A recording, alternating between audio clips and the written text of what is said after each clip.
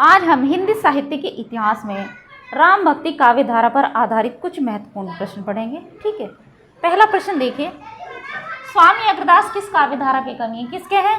ए निर्गुण संत काव्य धारा, बी प्रेमाश्रयी काव्य धारा, सी राम भक्ति काव्य धारा या डी कृष्ण भक्ति काव्य धारा। किस काव्य धारा के कवि हैं? अग्रदास। कई बार अग्रदास से संबंधित बहुत सारे प्रश्न पूछे गए हैं परीक्षाओं में, टीजीटी पीजीटी में, तो इसका उत्तर है हमारा सी, राम भक्ति काव्य धारा के कवि हैं स्वामी अग्रदास। ठीक, प्रश्न संख्या 2 देखिए, राम भक्ति काव्य धारा के वास्तविक प्रवर्तक कौन है? मतलब जिन्होंने इस राम भक्ति काव्य धारा को चलाया, तो कौन है वे? ए तुलसीदास, बी रामानंद, सी अग्रदास या डी रामानुजाचार्य। कौन है? बी रामानंद। ये राम भक्ति काव्य धारा के वास्तविक प्रवर्तक हैं। कौन? रामानंद। प्रश्न संख्या 3 देखिए, तुलसी की भक्ति का स्वरूप क्या था? ए दास्य, बी सख्य, सी वात्सल्य या डी मातृ। कौन सा था तुलसी की भक्ति का स्वरूप? कैसा था? दास्य था। प्रश्न संख्या 3 का उत्तर है हमारा ए। प्रश्न संख्या 4 देखिए, द्वैतवाद संप्रदाय के प्रवर्तक कौन है? ए रामानंद, बी मध्वाचार्य, सी अग्रदास या डी रामानुजाचार्य। कौन है द्वैतवाद संप्रदाय के प्रवर्तक? ठीक है, बताइए। प्रश्न संख्या 4 का उत्तर है हमारा बी, मध्वाचार्य हैं द्वैतवाद संप्रदाय के प्रवर्तक। ठीक है, मतलब इसको कहा जाता है दार्शनिक सिद्धांत द्वैतवाद, जिसके प्रवर्तक है मध्वाचार्य। ठीक है, प्रश्न संख्या 5 देखिए, पुंडरीकाक्ष संबंधित है किससे? अ श्री संप्रदाय, बी ब्रह्म संप्रदाय, सी रामानंदी संप्रदाय या डी द्वैतवाद। किससे संबंधित है पुंडरीकाक्ष? किससे? श्री संप्रदाय से। प्रश्न संख्या 5 का उत्तर है हमारा ए। प्रश्न संख्या 6 देखिए, कृष्णदास बिहारी के शिष्य नहीं है। इनमें से कौन कृष्णदास बिहारी का शिष्य नहीं है? ठीक है, कौन नहीं है? ए किलेदास, बी द्वारकानाथ, सी अग्रदास या डी भावानंद। कौन नहीं है कृष्णदास बिहारी के शिष्य? कौन नहीं है? भावानंद। ठीक है, प्रश्न संख्या 6 का उत्तर है हमारा डी, ये भावानंद रामानंद जिसके शिष्य हैं। ठीक है,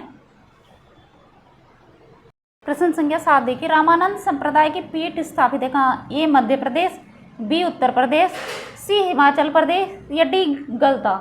कहाँ पर है रामानंद संप्रदाय की पीठ? कहाँ पर है? डी गलता। ठीक है, गलता नामक स्थान पर है। ये जयपुर, राजस्थान, जयपुर में स्थित के पास ही स्थित है गलता नामक स्थान। यहाँ रामानंद संप्रदाय की पीठ स्थापित है। प्रश्न संख्या 8 देखिए, राम भक्ति परंपरा में रसिक भावना समावेश करने का श्रेय जाता है, किसको दिया जाता है? मतलब किसको जाता है श्रेय? रसिक भावना का समावेश करने का राम भक्ति परंपरा के अंतर्गत किसको जाता है? ए रामानंद, बी मध्वाचार्य, सी अग्रदास या डी तुलसीदास। किसको जाता है? सी अग्रदास को जाता है। ठीक, राम भक्ति परंपरा में रसिक भावना समावेश करने का श्रेय अग्रदास को जाता है। प्रश्न संख्या 8 का उत्तर है सी। प्रश्न संख्या 9 देखिए, अग्रदास की रचना नहीं है। इनमें से अग्रदास की रचना कौन सी नहीं है? ए ध्यान मंजरी, बी उपासना बावनी, सी पदावली या डी वसुदेव हिंडी। कौन सी नहीं है अग्रदास की रचना? वसुदेव हिंडी नहीं है। ठीक है, बाकी ए ध्यान मंजरी, उपासना बावनी, पदावली, तीनों अग्रदास की रचना है। ठीक है, प्रश्न संख्या 9 का उत्तर है डी। प्रश्न संख्या 10 देखिए, राम कथा पर आधारित तुलसीदास के महाकाव्य का क्या नाम है? राम कथा पर आधारित तुलसीदास के महाकाव्य का क्या नाम है? ए भरत मिलाप, बी रामचरितमानस, सी राम रक्षा स्तोत्र या डी रामचंद्रिका।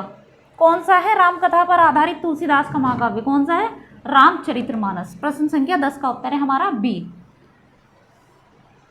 प्रश्न संख्या 11 देखिए, गोस्वामी तुलसीदास ने रामचरितमानस की रचना किस संवत में की थी? किस में की थी?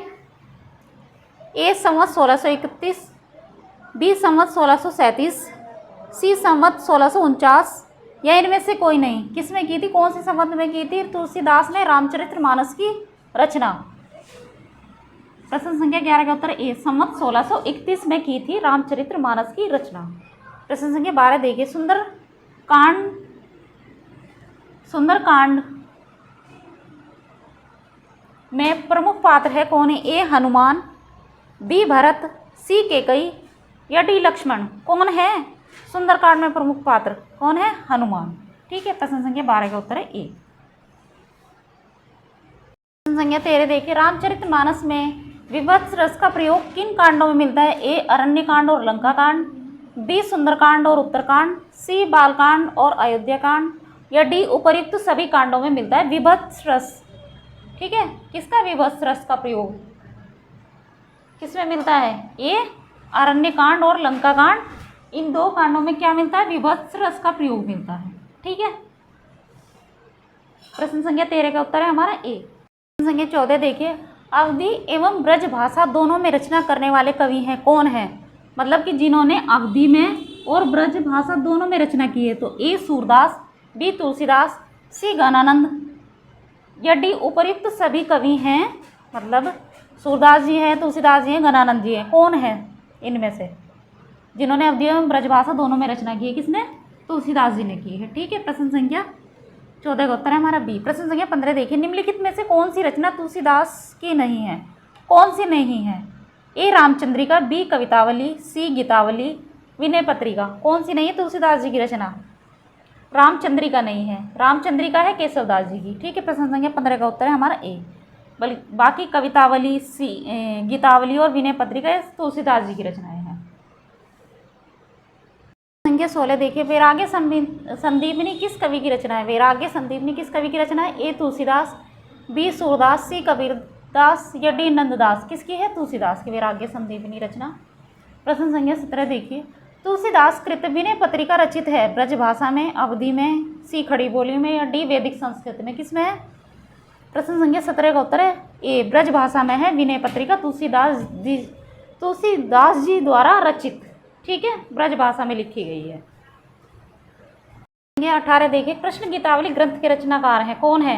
ए सूरदास, बी तुलसीदास, सी नंददास, या डी मीराबाई। कौन है कृष्ण गीतावली ग्रंथ के रचनाकार? बी तुलसीदास। ठीक है, तुलसीदास राम भक्ति काव्य धारा के महत्वपूर्ण कवि हैं। ठीक है, प्रश्न संख्या 19 देखिए, इनमें से कौन सा ग्रंथ तुलसी द्वारा रचित नहीं है? कौन सा नहीं? ए गीतावली, बी दोहावली, सी विनय पत्रिका, या डी रसमंजरी। कौन सा नहीं है?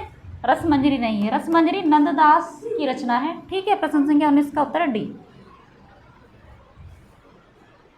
संख्या 20 देखिए, गीतावली है ए मुक्तक काव्य, बी अतुकांत काव्य, सी प्रबंध काव्य, या डी इनमें से कोई नहीं। गीतावली क्या है? एक मुक्तक काव्य है। प्रश्न संख्या 20 का उत्तर है हमारा ए। तो आज हमने राम भक्ति काव्य धारा पर आधारित 20 महत्वपूर्ण प्रश्न पढ़े। ठीक है।